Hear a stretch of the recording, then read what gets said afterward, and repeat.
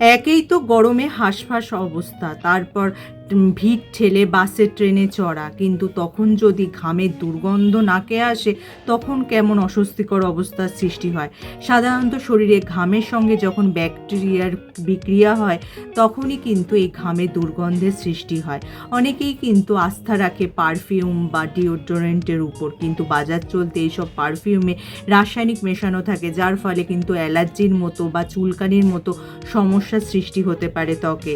কিন্তু তোমরা যদি ঘরোয়া উপায়ে এর প্রতিকার চাও, সেই বিষয়ে কিন্তু আজকে আমার ভিডিওটা। প্রথমেই বলবো, তোমরা যদি স্নানের আগে পাতিলেবু অর্ধেক করে সেটা একটু বগলে ঘষে নাও, তারপর স্নান করে নাও নিয়মিত, তাহলে দেখবে ঘামের দুর্গন্ধ খানিকটা কম হচ্ছে। এরপর যে টোটকাটা বলবো সেটা হলো অ্যাপেল সাইডার ভিনিগার। তোমরা একটু তুলোয় করে অ্যাপেল সাইডার ভিনিগার নিয়ে যদি একটু বগলে লাগিয়ে কিছুক্ষণ রেখে দাও, তারপর ধুয়ে ফেলো, দেখবে কিন্তু ঘামের দুর্গন্ধ খানিকটা হলেও কমবে, কারণ এই অ্যাপেল সাইডার ভিনিগারে আছে অ্যান্টিব্যাকটেরিয়াল গুণ।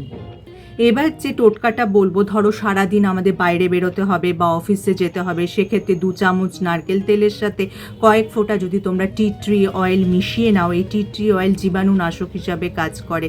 তারপর স্নানের পর এটা লাগাবে বিশেষ করে, তারপর দেখবে সারাদিন স্বস্তি, তোমাদের ঘামের দুর্গন্ধে তোমাদের সমস্যার সৃষ্টি করবে না। শেষ যে টোটকাটি বলবো সেটা বাইরের নয়, ভেতরে। তোমরা কিন্তু কি খাচ্ছ তার উপরও তোমাদের ঘামের দুর্গন্ধ নির্ভর করে। তোমরা যদি তেল মশলাদার খাবার, পেঁয়াজ রসুন বেশি করে খাও, সেক্ষেত্রে ঘামের দুর্গন্ধ হবে। তোমাদের কিন্তু বেশি করে শাকসবজি, ফল এবং প্রচুর জল খেতে হবে, তাহলে কিন্তু এইসব সমস্যা কম হবে।